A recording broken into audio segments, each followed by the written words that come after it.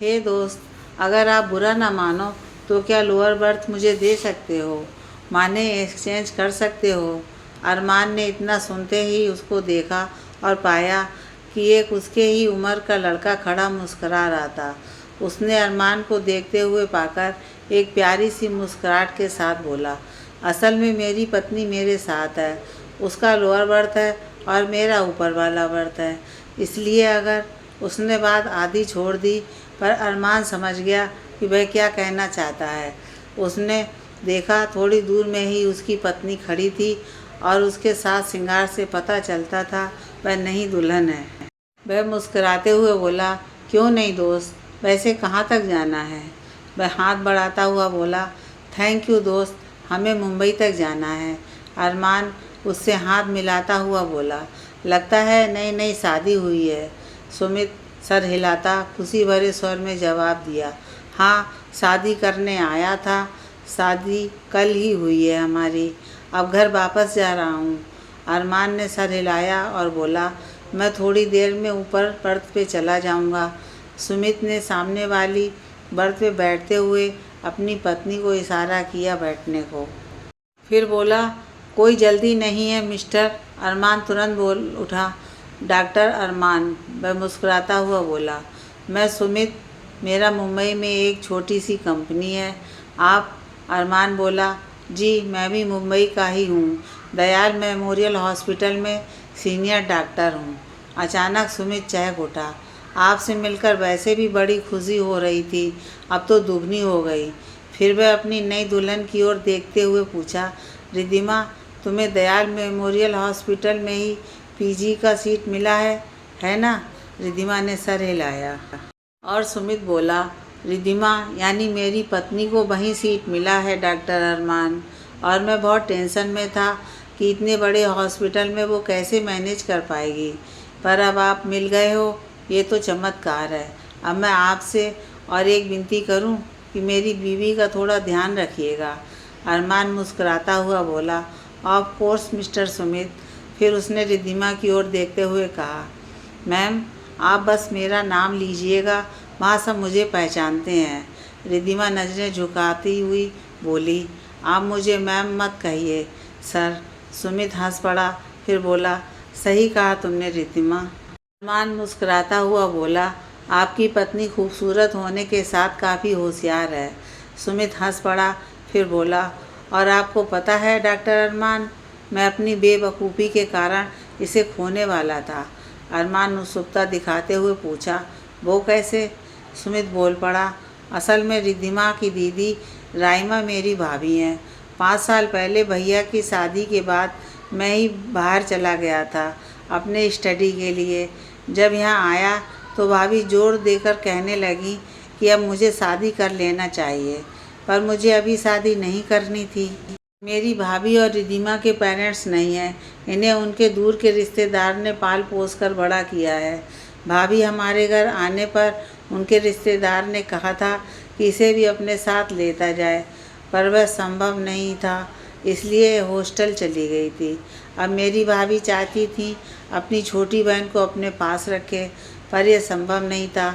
इधर इसे मुंबई में चांस भी मिल गया, इसलिए उन्होंने सोचा कि मुझसे रिद्धिमा की शादी कर दें, पर मुझे लगा वो अपनी बहन को मेरे गले मढ़ना चाहती हैं, इसलिए मैं नानुकर करता रहा। आखिरकार भाभी ने अपनी कसम देकर इससे मिलने को भेजा और पहली नज़र में ही मैं इस पर फिदा हो गया। कहते हुए सुमित ने रिद्धिमा को अपने थोड़ा करीब खींच लिया और मुस्कुराया। रिद्धिमा के गाल शर्म से लाल हो रहे थे। अरमान समझ रहा था शायद अपने सीनियर के सामने उसे असहज महसूस हो रहा था। उसने हंसकर बोला, आप बहुत ही मिलनसार इंसान हैं सुमित जी, और दिल के बहुत सच्चे। आपकी पत्नी बहुत खुश रहेगी आपके साथ। अच्छा, मैं अब अपने बर्थ में चला जाता हूँ, आप दोनों बातें कीजिए। पर सुमित बोल पड़ा, अरे नहीं डॉक्टर अरमान, आपसे बातें करने में बड़ा मज़ा आ रहा है, बैठिए ना। अरमान मुस्कुराता हुआ बोला, तो दूल्हे मियाँ आप अकेले ही शादी करने चले गए थे क्या? सुमित हंस पड़ा, फिर बोला, नहीं नहीं, अगले B1 और B2 में हमारे सारे रिश्तेदार यानी मम्मी पापा, भाई भाभी, उनकी नन्ही सी बेटी, मेरे अंकल आंटी, उनके बच्चे, भाभी भैया के दोस्त सभी हैं। मैंने जानबूझकर अपना कंपार्टमेंट अलग लिया था, वरना ये तो वहाँ शर्म के मारे अपना सर भी नहीं उठाएगी और हमारे रिश्तेदार पूरी जर्नी में हमें छेड़ते रहेंगे। अरमान हंसते हुए बोला, आप तो काफ़ी स्मार्ट हैं सुमित जी, पर अब मैं क्यों कबाब में हड्डी बनूं?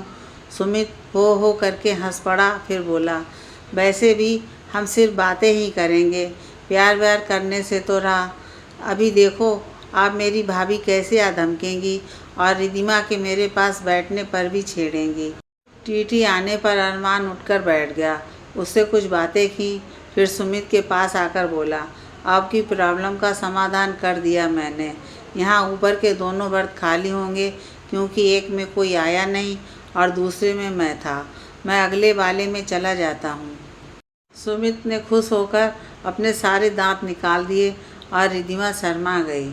अरमान अपना बैग लेकर जाने वाला था कि सुमित बोल पड़ा, थोड़ी देर रुक जाइए ना डॉक्टर अरमान, आपसे बातें करके अच्छा लग रहा है। अरमान मुस्कुराते हुए बैठ गया और सुमित बातें करने लगा। अरमान समझ गया कि ये बंदा खूब बातें करता है। वह उस सरल सीधा इंसान की बातों का मज़ा लेने लगा। रिद्धिमा चुपचाप खिड़की से बाहर देख रही थी। अरमान को लगा वह थोड़ा कम बोलती है। अरमान ने ख्याल किया कि थोड़ी देर बाद सुमित के रिश्तेदार उसे कॉल करके दूसरे कंपार्टमेंट में बुला रहे थे और इससे सुमित खींच रहा था। अरमान को बड़ा मज़ा आ रहा था उसकी हालत देखकर। बेचारा अपनी नई नवेली दुल्हन के पास थोड़ी देर चैन से बैठ भी नहीं पा रहा था और बुलावा आ रहा था। अरमान समझ रहा था कि उसके रिश्तेदार जानबूझकर सुमित को सताने के लिए कर रहे थे। कुछ देर बाद एक खूबसूरत लेडी वहाँ हाथ में एक बड़ा सा पैकेट लेकर आ गई और सुमित को संबोधन करते हुए बोली, सुमित, मम्मा ने आपको कॉल किया और आप नहीं गए। रिद्धिमा बोल उठी, दी, वो गए थे ना। सुमित इधर उधर देखने लगा तो उसकी भाभी उसके सिर पर चपत लगाते हुए बोली, तुझे दिखाने के लिए यहाँ से गया और बीच रास्ते से ही लौट आया, बदमाश। सुमित मुंह फुलाता हुआ बोला, भाभी, आप लोगों को प्रॉब्लम क्या है? कभी पापा, कभी मम्मा, कभी भाई, कभी आप और कभी मामा जी, कभी मामी जी फ़ोन करके बुला रहे हैं। थोड़ी देर अपनी पत्नी के पास बैठने भी नहीं देते आप लोग। भाभी आंखें दिखाती हुई बोली, पत्नी के पास रहना है बदमाश? जब शादी के लिए कहा था तो आप ही मना कर रहे थे ना। सुमित मासूम चेहरा बनाता हुआ बोला, जब गले बांध दी है तो निभाना तो है, वरना आप ही कहोगे आपकी बहन का ख्याल नहीं रखा।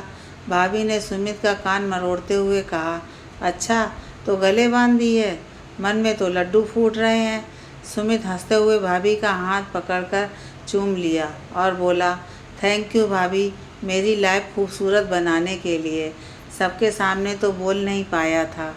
भाभी उसके सर पर हाथ फेरते हुए बोली, थैंक यू तो मुझे बोलना चाहिए सुमित कि तुमने इससे शादी के लिए हाँ की है। मुझे तो हरदम डर लगता था कि पता नहीं मेरी रिद्धिमा का पति कैसा होगा, कौन होगा। ये शादी के बाद मुझसे दूर चले जाएगी, पर अब ये मेरे आँखों के सामने रहेगी और मैं जानती हूँ तुम इसे बहुत खुश रखोगे ना सुमित। सुमित मुस्कुराता हुआ बोला, अगर नहीं रखा तो आप मेरी पिटाई करना, ठीक है ना। अरमान देवर भाभी की बात सुनकर मुस्कुरा रहा था। तभी सुमित उसका परिचय कराते हुए बोला, भाभी, ये डॉक्टर अरमान है, दयाल हॉस्पिटल में सीनियर डॉक्टर हैं। आपकी दूसरी चिंता भी दूर हो गई, ये वहाँ रिद्धिमा का ख्याल रखेंगे। भाभी मुस्कुराती हुई बोली, हेलो डॉक्टर अरमान, आपका मैं दिल से आभारी होंगी। मेरी इस छोटी बहन का ज़रा ख्याल रखेंगे तो। अरमान मुस्कुराते हुए बोला, उसे वहाँ कोई तकलीफ़ नहीं होगी भाभी, आप चिंता ना करें। भाभी खुश होती हुई बोली, आपने तो मुझसे देवर का रिश्ता भी बना लिया, कभी आइएगा हमारे घर। अरमान ने हाँ में सिर हिलाया। भाभी रिद्धिमा की ओर देखते हुए बोली, रिद्धिमा, मैंने तुम लोगों का खाना यहाँ ला दिया है, आलू के पराठे, गाजर का हलवा, मटर पनीर, दाल मखनी और रायता। तू और सुमित खा ले, और हाँ, अपने सीनियर सर को भी खिलाना ज़रूर। और सुमित, खाने के बाद एक बार वहाँ आना, मम्मा को आपसे कुछ ज़रूरी बातें करनी है। सुमित सैल्यूट मारते हुए बोला, ओके बॉस, जैसा आपका हुक्म। अरमान और भाभी दोनों हंस पड़े, जहाँ रिद्धिमा मुस्कुरा उठी। भाभी के जाने के बाद रिद्धिमा ने प्लेट में सारे डिशेस भर के सुमित को 2 प्लेट दिए और अरमान को देने का इशारा किया। सुमित एक प्लेट अरमान की ओर बढ़ाते ही अरमान बोल पड़ा, अरे नहीं, मैंने खाना ऑर्डर कर दिया है, अभी आता होगा। सुमित ज़बरदस्ती प्लेट अरमान के हाथ में थमाते हुए बोला, जो ऑर्डर किया है मुझे पता है कितना घटिया होता है, आपको हमारा साथ देना ही होगा, वरना हमें बहुत दुख होगा, है ना रिद्धिमा? रिद्धिमा सिर हिलाते हुए बोली, जी लीजिए ना। खाना खाने के बाद अरमान सोने के लिए अपना सामान लेकर जाने की तैयारी कर रहा था कि सुना रिद्धिमा सुमित से कह रही थी, मम्मा ने आपको बुलाया है। सुमित कह रहा था, छोड़ो ना, मम्मा भूल गई होंगी, हम मोबाइल ऑफ कर देते हैं। रिद्धिमा बोली, पर दी ने कहा कोई इम्पोर्टेंट बात है। सुमित उसके हाथों को अपने हाथ में लेता हुआ बोला, भैया है ना, वो संभाल लेंगे, तुम्हें छोड़कर जाने का मन नहीं है मेरा। ठीक तभी सुमित की भाभी अपनी नन्ही सी बच्ची को गोद में लेकर वहाँ हाजिर हो गईं और बोली, सुमित खाना हो गया, मम्मा बुला रही हैं। सुमित बुदबुदाया, आ गई आफत। उसकी बुदबुदाहट सुनकर अरमान मुस्कुरा उठा, जहाँ भाभी आंखें तरेड़ते हुए पूछी, क्या बोला? सुमित एक लंबी सांस भरते हुए बोला, कुछ नहीं मेरी माँ, चलिए। फिर अरमान की ओर देखते हुए बोला, डॉक्टर अरमान, आपको थोड़ी और कष्ट देना चाहूँगा, जब तक मैं ना आ जाऊँ प्लीज़ मेरी पत्नी का ख्याल रखिएगा। भाभी बोली, अरे उनको सोने जाने दो, रिद्धिमा अकेली रह सकती है। अरमान जल्दी से बोल पड़ा, कोई बात नहीं, वैसे भी मुझे इतनी जल्दी सोने की आदत नहीं है, जाइए आप अपनी मम्मा से बात करके आइए, मैं यहीं हूँ। सुमित मुस्कुराता हुआ बोला, बस मैं यूँ गया और आया। रिद्धिमा शायद थोड़ी असहज महसूस कर रही थी, इसलिए बोली, दी कुछ देर परी को मेरे पास छोड़ दो ना। भाभी बच्ची को उसे देते हुए बोली, हाँ ठीक है, बहुत परेशान कर रही है मुझे, तू थोड़ी देर संभाल ले, मैं तेरे जीजू को भेज दूँगी इसे लेने। रिद्धिमा ने बच्ची को गोद में लिया और पुचकारने लगी। भाभी जाते वक्त अरमान को देखते हुए बोली, डॉक्टर अरमान, जब तक सुमित ना आए प्लीज़ यहीं बैठिए, रिद्धिमा और बच्ची की जिम्मेदारी आप पर छोड़कर जा रही हूँ। अरमान बोला, जी आप निश्चिंत रहिए, मैं यहीं हूँ। सुमित के जाने के बाद अरमान एक किताब निकाल कर पढ़ने लगा। रिद्धिमा बेबी के साथ खेल रही थी। कुछ ही देर में बच्ची सो गई तो अरमान को लगा रिद्धिमा बोर हो रही है, इसलिए उसने बात करना प्रारंभ किया, तो रिद्धिमा जी, नया घर है, नई जगह है, नए लोग, थोड़ी घबराहट तो हो रही होगी आपको। रिद्धिमा मुस्कुराते हुए बोली, नहीं, असल में मैं तो छुट्टियों में आती रहती थी, इसलिए सबको पहचानती हूँ। अंकल आंटी यानी मेरे सास ससुर मुझे बहुत प्यार करते हैं और जीजू तो अपनी बहन जैसा ही मानते आए हैं। मैं भी चाहती थी दी के पास ही रहूं, बस सुमित के हाँ कहने की देर थी। अरमान बोला, सुमित बहुत अच्छा इंसान है, आपका बहुत ख्याल रखेगा। रिद्धिमा थोड़ी चुप रही, फिर बोली, अगर बुरा न माने तो पूछ सकती हूँ, आपके घर में कौन कौन है? अरमान मुस्कुराता हुआ बोला, हाँ ज़रूर, मेरे पेरेंट्स हैं, मेरे भैया डॉक्टर सुभाकर और मेरी भाभी डॉक्टर कीर्ति हमारे हॉस्पिटल में है, मैं उनसे भी आपको मिलाऊंगा। रिद्धिमा बोली, थैंक यू डॉक्टर अरमान, आप जिस तरह उनके बारे में बता रहे हैं लग रहा है उनसे आप बहुत प्यार करते हैं। अरमान मुस्कुराते हुए बोला, जी मैं अपनी फैमिली से बहुत प्यार करता हूँ। रिद्धिमा थोड़ी चुप रही, फिर बोली, और कोई नहीं है? अरमान उसके कहने का अर्थ समझते हुए मुस्कुराते हुए कहा, अगर आपका इशारा मेरी पार्टनर की तरफ है तो जी नहीं, मैंने अभी तक शादी नहीं की है और ना इस झमेले में पड़ना चाहता हूँ। मैं शायद 1 आध महीने में यूके चला जाऊँ वहाँ फेलोशिप करने। रिद्धिमा बोल उठी, ओह ऑल द बेस्ट डॉक्टर अरमान। अरमान ने मुस्कुराते हुए थैंक्स कहा। दोनों कुछ देर चुप रहे, मानो बात करने के लिए कोई नया टॉपिक ढूंढ रहे हों। तभी बेबी उठ गई और रोने लगी। रिद्धिमा चुप कराने की कोशिश कर रही थी पर विफल थी। अरमान बोल उठा, दीजिए मुझे, मैं कोशिश करता हूँ, अगर चुप हो जाए। रिद्धिमा उठकर अरमान के बेड तक आई और अरमान ने बेबी को उसकी गोद से लिया और अचानक जोरों की आवाज़ आई, मानो बादल गरज उठे हों या सर पर आसमान टूट पड़ा हो। धम धड़ाम धड़म, ग्लास धम। ट्रेन एक झटके से साथ रुक गई। अरमान को ऐसा महसूस हुआ मानो उसके कान के पास बारूदों का ढेर फट गया हो, या ज्वालामुखी फटा, या बड़ी बड़ी चट्टानें एक साथ टकरा गई हों। अरमान के आंखों के सामने जैसे सारी दुनिया हिल गई और चारों तरफ अंधेरा छा गया। उसने ज़ोर से चिल्लाया, रिद्धिमा, और उसे बचाने के लिए अपनी ओर खींच लिया, पर तभी उसका सर सामने वाले बेड से टकराया और एक पल में वह अपने होश गंवा बैठा। अरमान ने बड़ी मुश्किल से अपनी आंखें खोलीं, पर सब धुंधला दिख रहा था। उसने शायद याद करने की कोशिश की और याद आते ही उसके मुंह से कराह के साथ निकला, सुमित, रिद्धिमा। उसने उठने की कोशिश की कि तभी किसी ने उससे कहा, नहीं नहीं, उठने की कोशिश मत कीजिए, आपके सर से बहुत खून निकल चुका है, 10 स्टिच लगी हैं, चुपचाप लेटे रहिए। अरमान ने देखा वह किसी हॉस्पिटल में था। उसने पूछा, क्या हुआ था? उस डॉक्टर ने कहा, एक भयानक दुर्घटना, पटरी के फिश प्लेट निकाल दिए गए थे, जिससे ट्रेन पटरी से उतर गई और उलट गई थी। आपके सर में लोहे की छड़ घुस गई थी और दाहिने पैर की हड्डी टूट गई थी। बहुत खून बह चुका है, आज 4 दिन बाद आपको होश आई है।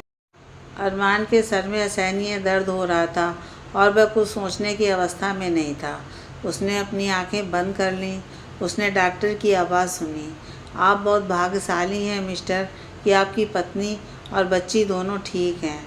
आपकी पत्नी की कुछ हड्डियां चटकी हैं, 1-2 सर्जरी करनी पड़ी हैं, पर जल्दी ही ठीक हो जाएंगी, और बच्ची को तो खरोंच तक नहीं आई। अरमान इतना सुनकर चौंक गया। उसने पूछा, डॉक्टर, और बाकी लोग? आपके रिश्तेदार दूसरे कमरे में थे क्या? डॉक्टर ने चिंतित स्वर में पूछा। अरमान ने धीरे से कहा, दोस्त, मुझे ये बताते हुए बहुत दुख हो रहा है कि 5 बोगियां बिल्कुल चकनाचूर हो गई हैं। असल में आपकी बोगी रेलवे ट्रैक के दूसरी तरफ पलट गई थी। B1, B2, S1, S2, S6 railway track पर गिरी, जहाँ एक मालगाड़ी बहुत स्पीड से आ रही थी और दुर्भाग्यवश वह उन बोगियों को चीरती हुई उनके अंदर घुस गई। कोई भी जिंदा नहीं बचा इन बोगियों में। अरमान की आंखों से आंसुओं की धारा गंगा यमुना बनकर बह चली। हंसता हुआ सुमित, उसकी प्यारी भाभी के चेहरे याद आने लगे। उनका पूरा खानदान ही इस दुर्घटना के शिकार हो गए थे, कोई नहीं बचा था। कितना खुश था सुमित, कितनी खुश थी उसकी भाभी, आने वाले परिणामों से अनजान। आज सब कुछ छोड़कर वो अनंत में विलीन हो गए हैं। कितना चिंतित था सुमित रिद्धिमा के लिए, उसकी भाभी अपनी बहन के लिए। कितना खुश था सुमित अपनी आने वाली खुशहाल जिंदगी के लिए। और रिद्धिमा, क्या उसे पता चल गया अब वो कैसे जिएगी अपने परिवार के बिना? उसके मुंह से अस्फुट शब्द निकला, रिद्धिमा। डॉक्टर ने उसे आश्वस्त करते हुए कहा, आप शायद अपनी पत्नी को पूछ रहे हैं। वो ठीक है, पर गहरे सदमे में है। उन्हें नींद का इंजेक्शन देकर सुलाया जा रहा है। आप थोड़े स्वस्थ हो जाएं तो उनके पास जा सकते हैं। रिद्धिमा बेड पर सोई थी, लग रहा था उसके शरीर में जान ही नहीं है।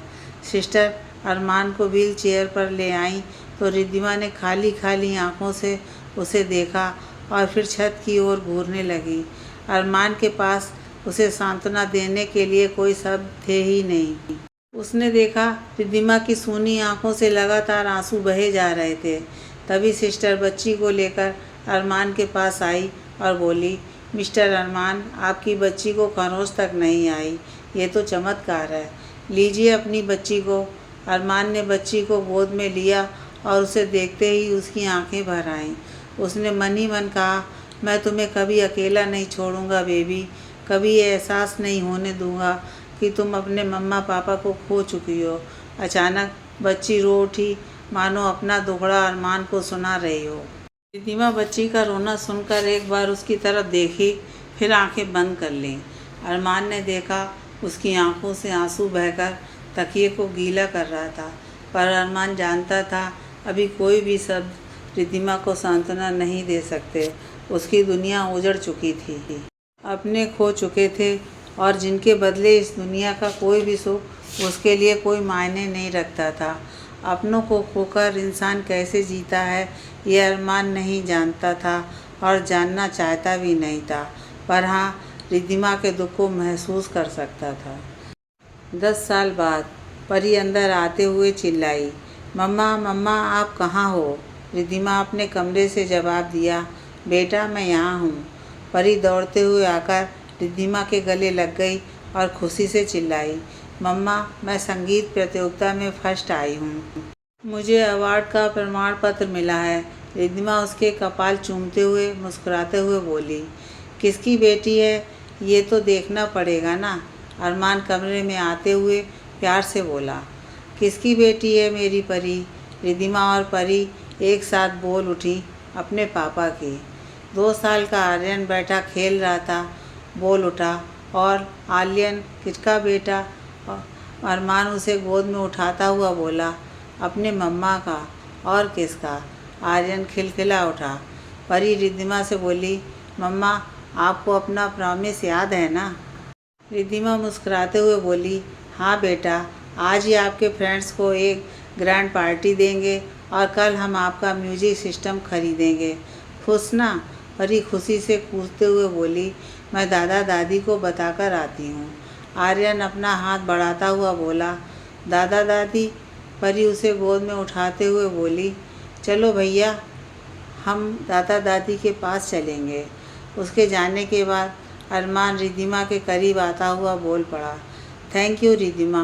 रिद्धिमा उसे देखते हुए पूछी, किस बात की? अरमान उसका हाथ पकड़ते हुए बोला, मेरी ज़िंदगी में आने की। रिद्धिमा उसे देखते हुए बोली, फिर तुमने कभी कहा क्यों नहीं? अरमान बोला, डरता था कहीं तुम मुझे गलत न समझो। रिद्धिमा सीधे उसकी आंखों में देखते हुए बोली, तुम्हें गलत समझती? जिसने मुझे और परी को सहारा दिया, मेरे दुख को भुलाने का हर प्रयत्न किया, और कोई होता या तो मुझे और परी को अकेला छोड़कर चला जाता या मेरा फ़ायदा उठाता, पर तुमने मुझे एक अमानत की तरह संभाल कर रखा, अपने परिवार से मिलाया। अनन्या, मम्मा और डैड ने अपनी बेटी की तरह मुझे प्यार दिया, ख्याल रखा। कीर्ति दी और जीजू ने हर वक्त मेरा साथ दिया, मुझे भरोसा दिया कि मैं अकेली नहीं हूँ। उन्होंने कितने प्यार से परी को अपने दिल से लगाए रखा। मुझे नॉर्मल होने में 6 साल लग गए। अरमान उसके हाथ को सहलाते हुए बोल उठा, बहुत मुश्किल दौर था तुम्हारे लिए रिद्धिमा। अपने को खोने का जख्म तो ज़िंदगी भर रहता है। रिद्धिमा ने आंसू भरी आंखों से सर हिलाया और बोली, सच है अरमान, मैं उनको कभी नहीं भूल सकती, पर परी के लिए मुझे सब कुछ भूलना पड़ा है। अरमान बोल उठा, तुम एक बहुत अच्छी माँ हो रिद्धिमा। रिद्धिमा रुधे स्वर में बोली, पर बहुत स्वार्थी हूँ। जब कीर्ति दी ने परी को गोद लेने की बात की तो मैं साफ मुकर गई। अरमान बोला, यह स्वाभाविक था रिद्धिमा, परी तुम्हारे दी की निशानी है, तुम भला किसी और को उसे कैसे दे सकती थी? रिद्धिमा रुधे स्वर में बोली, मैं शायद जी नहीं पाती अरमान, खुद को मार डालती, पर परी के लिए मुझे जीना पड़ा। सोचती थी किसी तरह अपनी पढ़ाई पूरी कर परी को लेकर कहीं चली जाऊंगी, अपनी दी की निशानी को खुद के सीने से लगाए ज़िंदगी गुजार देना चाहती थी। अरमान उसे अपने पास खींचता हुआ बोला, हम तुम्हें जाने देते तब ना तुम जाती। रिद्धिमा नाराज़गी के साथ बोल उठी, तुम खुद ही जा रहे थे ना हमें छोड़कर यूके सदा के लिए। अरमान एक लंबी सांस लेते हुए बोला, मैं डर गया रिद्धिमा, तुम सुमित की अमानत थी और मैंने उससे वादा किया था उसके वापस आने तक तुम्हारी देखभाल करूँगा, पर इन सालों में धीरे धीरे तुमसे प्यार कर बैठा। डरता था तुम मुझे गलत न समझो और नफ़रत न करने लगो। एक छत के नीचे रहते हुए तुम्हारे करीब आता जा रहा था, इसलिए सोचा तुम्हें अपने परिवार के पास हिफाजत से रखकर मैं ही दूर चला जाऊं। रिद्धिमा बोल उठी, मैं नहीं जानती वह क्या था, पर धीरे धीरे मुझे भी एहसास होने लगा था कि तुम दूर चले जाओगे तो मैं शायद फिर से बिखर जाऊं। मुझे इस घर से लगाव हो गया था, इस परिवार से प्यार हो गया था अरमान, पर कहने से डरती थी कहीं तुम मुझसे नफ़रत ना करने लगो, सभी ये ना समझ लें कि मैं उनकी भलाई का फ़ायदा उठाना चाहती हूँ। अगर कीर्ति दी ने मेरे दिल की बात समझते हुए मुझे हिम्मत ना दी होती तो मैं तुम्हें भी खो देती। दोनों कुछ देर चुप रहे, फिर रिद्धिमा उदास स्वर में बोली, भगवान ने मेरे साथ कितना गंदा खेल क्यों खेला अरमान। जो चीज़ मेरी किस्मत में नहीं थी वो दिया ही क्यों। सुमित दी जीजू उनकी याद आती थी तो लगता था मैं पागल हो जाऊंगी। अरमान धीरे धीरे बोला, मैं समझता हूँ रिद्धिमा, पर कुछ नहीं कर पाता था। रिद्धिमा बोली, तुमने जितना किया कौन करता है अरमान। आसमान की तरह मेरे सर पर छाए रहे और हर कदम पर मेरा साथ दिया, पर कभी भी मेरे नज़दीक आने की कोशिश नहीं की तुमने। अरमान उसके बालों को सहलाते हुए बोला, तुम्हारी देखभाल का वादा किया था सुमित और तुम्हारी दी से। तुम्हें तुम्हारी दुनिया वापस तो नहीं दे सकता था, पर कोशिश करता रहा कि तुम संभल जाओ। रिद्धिमा भर्राए स्वर में बोल उठी, जो खोया है उसका कोई मोल नहीं है अरमान, पर जो पाया है वो भी अनमोल है। मुझसे कभी अलग मत होना अरमान, तुम मेरा वो आसमान हो जहाँ ज़िंदगी सुकून पाती है। तुम मेरा वो जहान हो जहाँ गम भी मुस्कराती है। तुम ज़िंदगी के कठिन सफ़र में मेरा हाथ कभी मत छोड़ना। अरमान उसके माथे को चूमता हुआ बोला, प्रॉमिस रिद्धिमा, इस बार अगर भगवान भी आए तो मैं उनसे लड़ लूँगा और तुम्हें ज़िंदगी के सफ़र में अकेला छोड़कर नहीं जाऊँगा। आई लव यू। रिद्धिमा उसके सीने से लगती हुई बोल उठी, I love you too Armaan.